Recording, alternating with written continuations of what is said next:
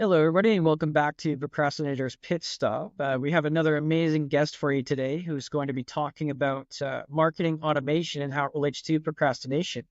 Shaun Wynacht is the founder and CEO of Cow Marketing, a company dedicated to simplifying business operations through innovative marketing automation. With over 12 years of experience in marketing automation, Shaun has become a trusted voice in helping advisors, financial professionals, coaches, and small business owners streamline their operations and grow their businesses by leveraging the power of automation. Shaun, welcome to the show. Thank you for having me. Excellent. Now, before we dig too much into it, we do like to have an icebreaker on the show. And today's question was, which cartoon character do you most identify with and why? Well, I don't know if this was me kind of foreshadowing thinking of this, but here he is right there. Eeyore is my favorite cartoon character. I wouldn't say he's an exact replica of me, but I think that there's more going on in Eeyore's head than people make it out to be. He thinks through things very deeply. He tends to kind of go on the nobody loves me sad side, but it's kind of the approach that I take to the work that I do is not just jumping the gun. It's you got to think through it, right, and just stew on things, right. And I think Eeyore does that really well. His outcomes not so much, but I just love him. He's a wonderful character. An excellent choice and childhood favorite. Uh, Before we get too much into today's topic at hand, why don't you tell us a little bit about your background and sort of your journey, how you got to be where you are today? Absolutely. Well, my entrepreneurial journey started way back in high school. My first business, I was 17. I started as a DJ, and that started because I was raised in an entrepreneurial family without actually knowing it. My mom had a craft store. My grandmother had a cake shop in the house. My grandfather had a TV repair shop in the house. So it was there. And from that, I then went to school and got a background in media production, television production, actually, and started a video production slash marketing agency right out of college. Then throughout the years, I traveled across the country, started a branding agency in BC, and then started my business, Blue Cow Marketing, when I was living in British Columbia, and then moved back to the East Coast here in Nova Scotia. So over the last 13 years, 12, 13-ish years, I've focused heavily on marketing automation because of its ability to save time and allow you to not get so overwhelmed with things in business. That was something that I was struggling with myself. And the more I spoke to other business owners, one of the top things is like, I just don't feel I have enough time to do all the things I need to do. So that's what I've dedicated my specialty to is automating tasks so that you can get your life back. Well, that is certainly an amazing journey there. Not to deviate too far off, but what was it like to have all that activity in your house when you were growing up? Well, my grandfather's TV repair shop, I was very young. He passed away when I was in grade 4. So, it was just part of it, part of the lifestyle. And then, the store for the crafts and everything that was there, it was in the house. So it just seemed normal to me. And it wasn't until high school that I saw a poster that said, entrepreneurship conference. And I had never seen that word before. And I asked the guidance counselor, what's that mean? And they told me, well, it's somebody that starts and runs their own business. And I immediately connected to it because it's what I knew. So I went to the conference, and that kind of led me to wanting to start my own business. First loan from the bank of grandma to buy some CD players and start DJing. And that's where it all started. Wow, that's amazing, and that entrepreneurial spirit is going to continue growing as time goes on because just the current landscape is just ripe for it right now. Mhm.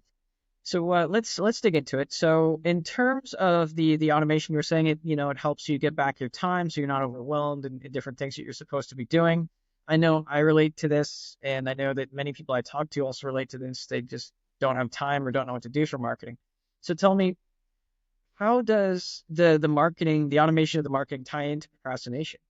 Well, there's a lot of connection to it, but the first thing that I wanted to focus on here is it's thinking about where automation can kind of give you some time back. And when you look at your business, there's things that you're doing over and over again that, if there was an automated process to do that, like following up or, leading into a meeting. I just had a consult with a client where they have a sales team and they say the first 20 minutes of every consult, they're telling them the same thing. I'm like, what if we put automation in place before the meeting in maybe a video format where you just do it once and it's just repeated? Now your consults are shorter and they're right to the point, right? It's little things like that help, get you that time back. The other thing too is having that fear as a business owner that you're missing things, like things are falling through the cracks. Our leads getting followed up with. I'm spending this money on as advertising campaign, or I've got this social media person, and if people come to the website and are they filling out a form and are they getting what they need, right? And there's so many great tools and ways to do that with automation. Now, tying into the procrastination, there's really kind of just three areas that I find that cause people to procrastinate and actually take the step forward to either implement automation or any type of system. It's overwhelmed, right? The project seems too big. And so I don't do it because I don't know where to start. So with any task, even using, let's say, AI, you could go into ChatGPT and say to it, here's what I want to do, right? This is the project. Help me break it into smaller chunks so I can do it, right? So we try to simplify the process. So when we look at maybe even implementing a CRM with marketing automation, you can go to a company's website and you can see, okay, these are like 50 features that the software can do. And you immediately think, wow, like these are great. I want to do all those.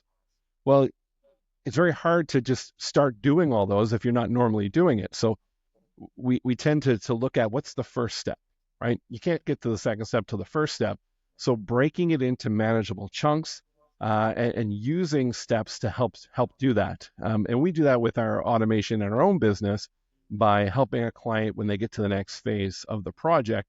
We move them along our sales funnel or our project funnel. And when we go to step 2, an email will go out and be like, now that we've completed this, here are the next 3 things we are going to work, right?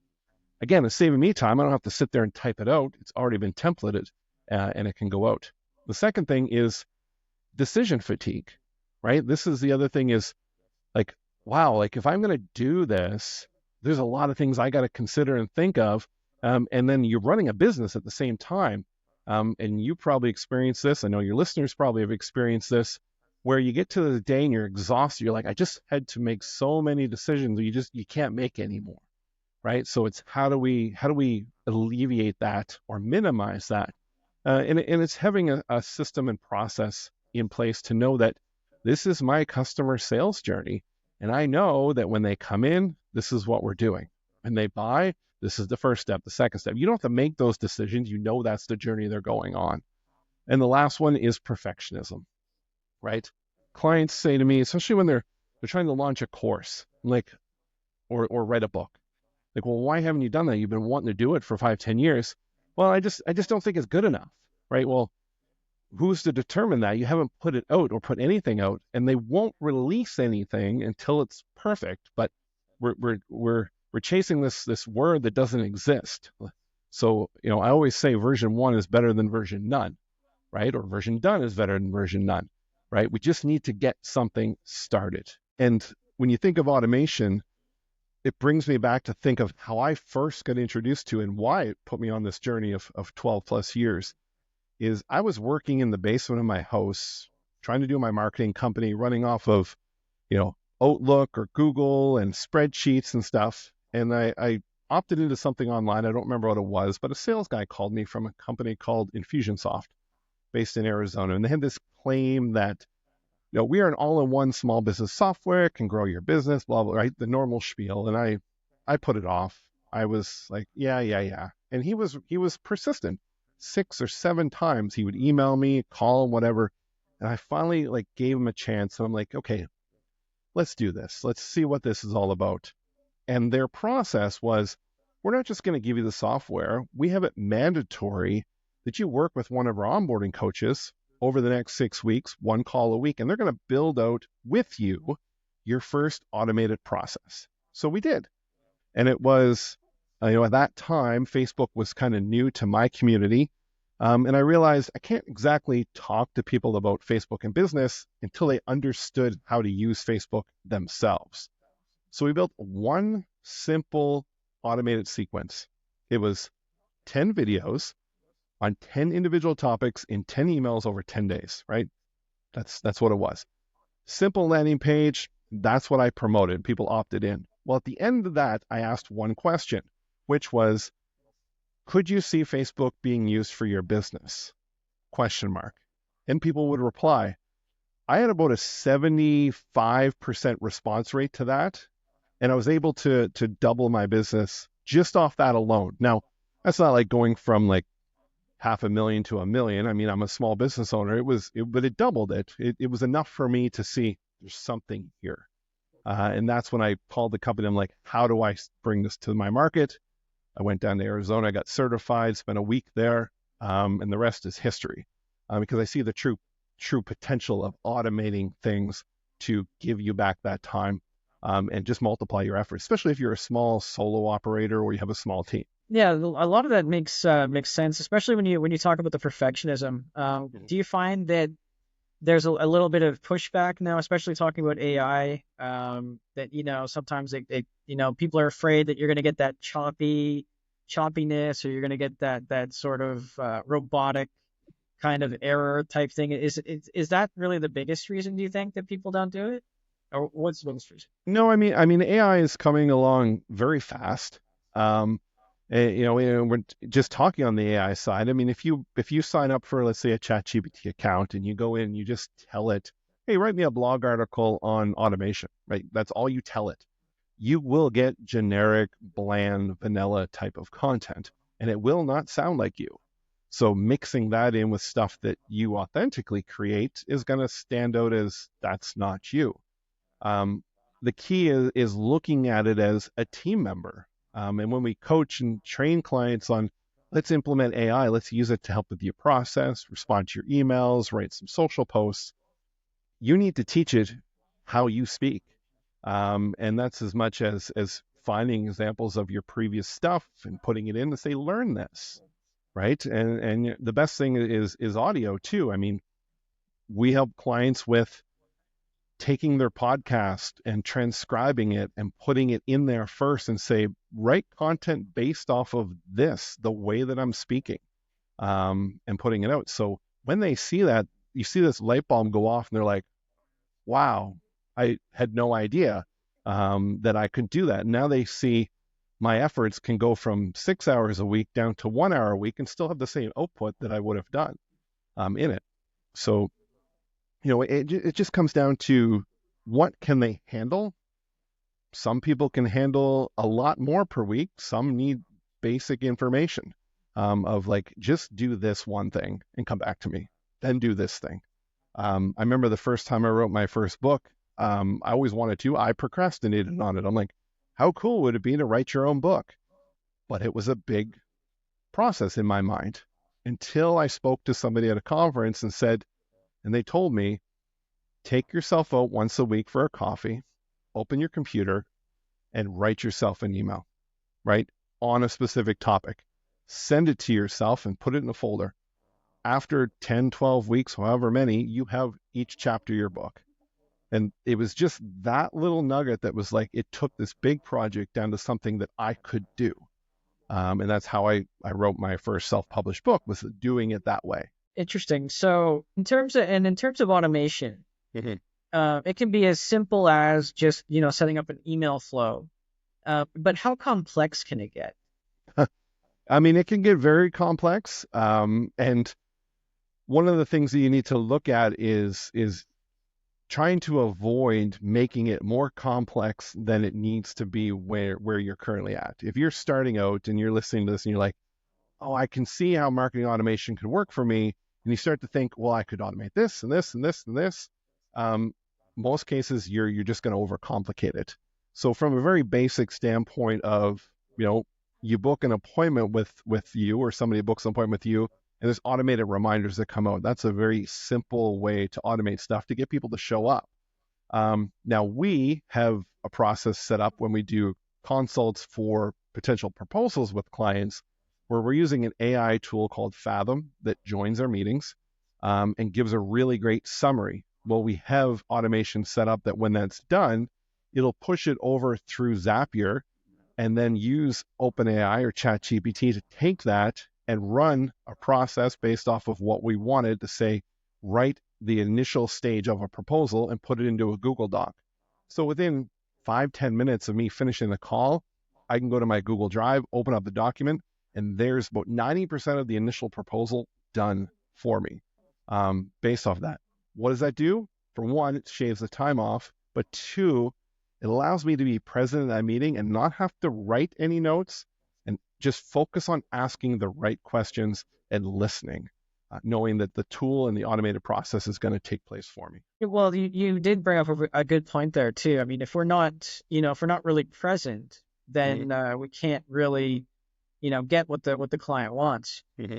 And so you mentioned Fathom, and it hooks into Zapier, and then it goes into like ChatGPT, and it goes like, already this is sounding pretty pretty complex. I mean, how do you break this down for your clients?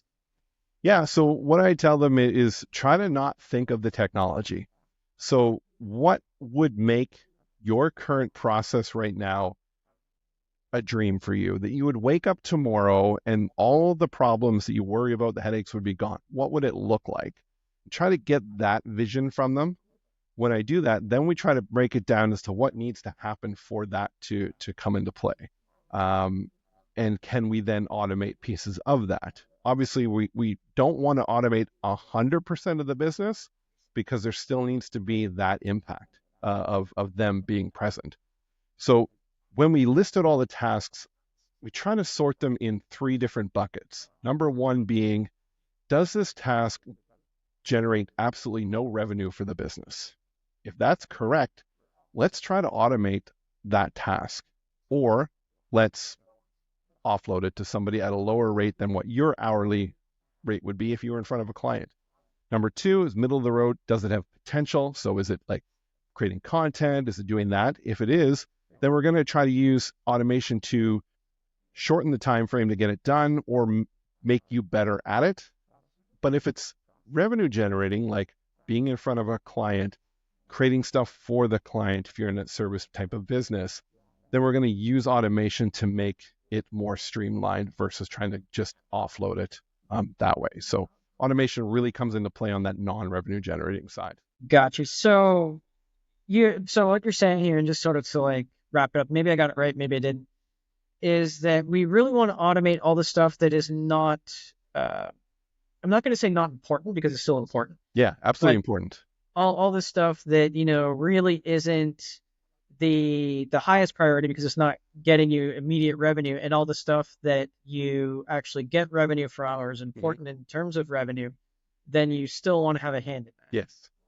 Yeah, because I mean, those things can change. I mean, the market can change, the concerns the client has may change, and, automation can't always adapt to that without you, being present for it. Kind of a great example of automating something that most businesses don't know that can be done right now is, if you're a small business like myself and people are calling, you're not always going to pick up the phone and answer you. Well, we let it go to voicemail because we're going to get back to the person. Well, there's technology called, text back. So we have it set up where somebody calls the business number, our CRM knows that, it responds with a text, so let them know. And if they respond back with, I just want to talk to you, the AI part of it will say, hey, no problem, let's get you scheduled. When would you like to meet? They say next week. It says perfect. It looks at my calendar and says, okay, well, Shaun's available Thursday, Friday, from these times, which one works best? They converse back and forth. And when they say, yes, let's book it, it puts it in my calendar, confirmation sequence runs, everything. So that's an automatic sequence that filled a problem I had prior to that existing, because it would just go to voicemail and have to wait till the end of the day till I go through it, call back, I don't get them, and then we're in that loop of tag back and forth. Yeah, that's a very interesting system, and I know for a fact that trying to do follow-ups like that and trying to schedule stuff, you can sit there for a good 5-10 minutes while everybody looks at their calendars. I know that. Hmm. So that does sound like a very useful application. Just going back into this, potential resistance points, and I know it sounds a little bit interesting. I mean, I've had this discussion actually with a few other companies as well, a few other small businesses. It's strange to me that, you know, sometimes they'd rather pay, a team of 5 people to do something that AI can do. But I find that a lot of them ask about costs and how much these systems cost to set up. What is your answer to those people in those sorts of scenarios? The simple answer to that is throwing back a question saying, how much is it costing you to not have the system like that? Because like if we can figure out how much we're worth for the time, right? So if you, let's say you bill out $100 an hour in whatever industry you're in, and it's taking you 2 hours to do this task, that's $200 for that task. And you're complaining about a $79 monthly fee for a software that's going to free up that time. I mean, the math is there. So when you look at it that way, it's really hard to still have an objection to it. Hmm. Gotcha. So and it's true, if I'm sitting there doing this for an hour and AI can do it, 5 minutes, why wouldn't I let it do it? Hmm. The flip side to that is, of course, the people that it might be replacing. Hmm. So when you automate this, and again, it's always going to need somebody to train it, you mentioned, and somebody to kind of keep an eye on it. But and we're disrupting the industry, no doubt. What's your take on AI and how it's going to, kind of diminish the workforce over the next decade? I think it's going to create different opportunities in the workforce. It's a different skill set that you need to learn. And will it replace some people? Yes, it will. But when it comes to where we're going to use AI and automation together here in this example, is that you're going to end up with two types of businesses moving forward. It's the ones that know how to use AI and the ones that just aren't in business anymore. Because AI is not replacing, it's enhancing.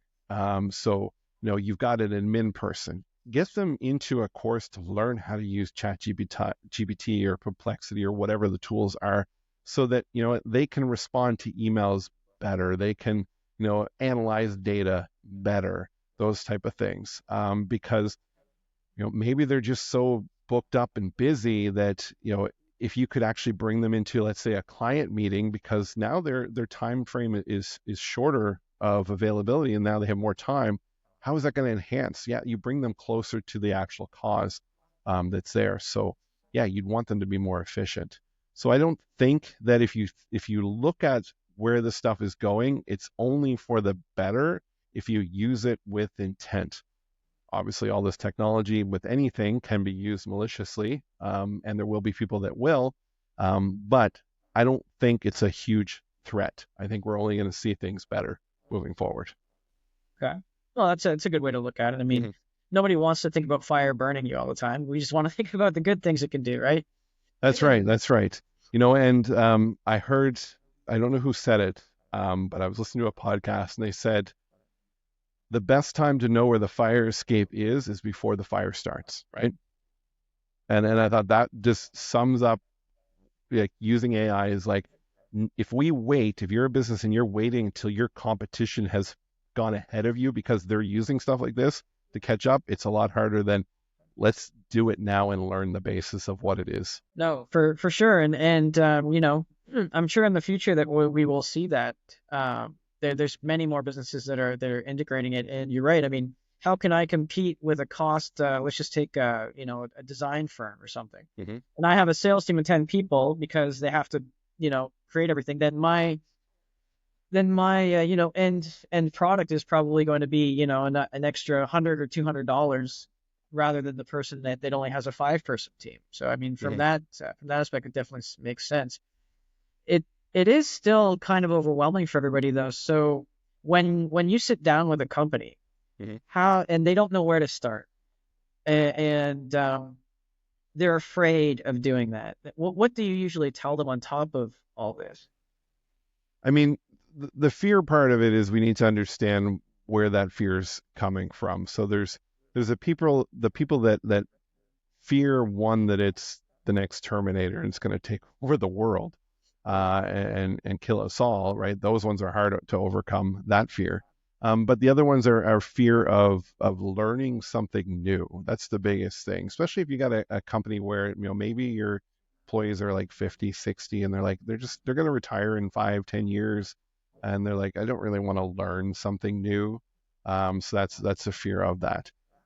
The other thing too is what are you struggling with right now? Like what's the fire in the business this week, today, right? Is it, you need to do all these reports or something like that? It's like, okay, well, let me show you how we could actually do that and clean that up and make it more efficient. And usually it's showing them because as with anything, you tell somebody a concept of, oh, it can do this, it can do that. But when they see it being used, that they're like, right? And I'm like, just sign up our free account, just go in and start playing with it. You'll be amazed at what it can do. Because a lot of people just think, oh, it can write blog posts, right? When you think ChatGPT is like, oh, it's going to write me some content. But no, it can do a whole lot more. Yeah, I gotta admit, Sean, before having spoken to you today, I would have thought ChatGPT is just, for chatting, right? And I guess it can actually, produce images, it can produce schematics, it can produce all sorts of things if you tell it, what to do. Mm-hmm. It can write code, right? So I mean, I can find myself around, a website. I've built websites in the past, but there are some times where you're like, okay, well, I don't know why this is not working. So, you can take some code that's in the website builder and paste it in there and say, look at this and tell me, how do I change this button to blue? Because it keeps showing up red. And it will spit it back and be like, here, replace this code with this. Paste it in, it's done. Right. So it can do a lot of stuff. Right. And what would you recommend as a place to maybe go learn about ChatGPT, or because there's so many sources out there, right? So Yeah. I bet our listeners would love to hear from an expert. Where can we go to learn more about this? I always direct people, hey, go to YouTube first. And search for, ChatGPT lessons, or, entry to ChatGPT, or, what do I know to get started, and see what comes up. Because, content creators like myself, we put videos on there. But the other thing to look at is, when was it uploaded? So, if it says like a year ago, then that's probably outdated, right? You're going to want something that's more current. And then how many views does that video have? And you can see some of the comments, but you'll find a lot of the videos, if you watch it on any software or any tool, are telling you the exact same thing, just a different person doing it. But that's going to be your free way to do it. It's going to tell you the theory of this is what you should do. If you want to start to build stuff for yourself, find, maybe your chamber has, a course coming up. We're doing a 4-hour workshop with our local chamber here on getting started with ChatGPT. And the goal was, it's 15 people. You have to have a laptop. You have to have a ChatGPT account. And we're going to come in and you're going to actually build stuff and set it up and train it for your business, your voice. So when you leave, you're ready to go. You're not just sitting watching a presentation for 4 hours. That's really interesting. And actually, I just felt I just felt my own resistance get up there, like a year. So if it's over, so how often are we supposed to be, trying to catch up then? Um, I mean, what I meant by is, like, was the video created a year ago? Because, ChatGPT came out, a while ago. A year is a while in tech terms now. But most likely there's new things that have come out. You can create what are called custom GPTs right now. So in your account, you may find over time when you go in, you're like, okay, I got to keep telling it the same thing over and over again. Like, write in short paragraphs, write in the first person, don't use emojis, right? And you get tired of this. So you can create it in your account and you give it all the parameters first, so that when you load it, you're good to go. We have one that we've got online from another company called Showrunner, and it's for people doing podcasts that help you prep for future guests that you want on the show. So they built it where you go in, it says, who do you want in your show? You type in their name. It says, great, give me their LinkedIn profile. You put in the URL. It goes and looks at their profile and says, they're a specialist on this. here are some questions you could ask them. Does this sound right? Yes or no? Do you want me to write, a introduction email that you can send to them to see if they'll be a guest on the show? You say yes, it writes the email. So building those will actually follow a workflow. Like we've built ours for transcribing meeting notes. We've built one for LinkedIn content. We've built them for different things. It's just time saving. That is definitely, it definitely sounds like something that's worthwhile in pursuing as well. And just your company right now, I mean, it's Blue Cow Marketing. Yes. And you've had a lot of success. It sounds like you've had a lot of experience in it, and you've probably got some pretty big plans. Where do you see yourself in your company in a year?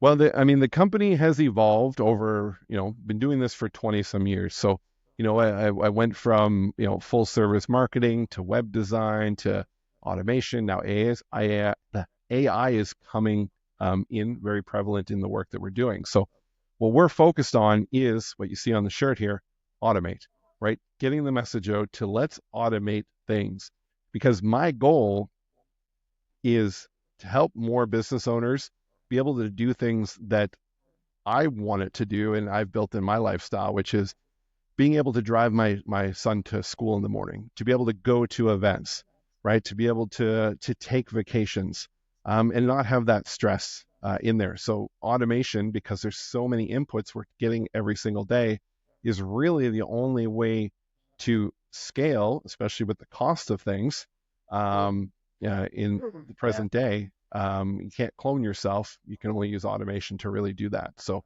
that's my vision with it, is to help business owners automate what they need to. That is, it's a very good goal, and it's very admirable.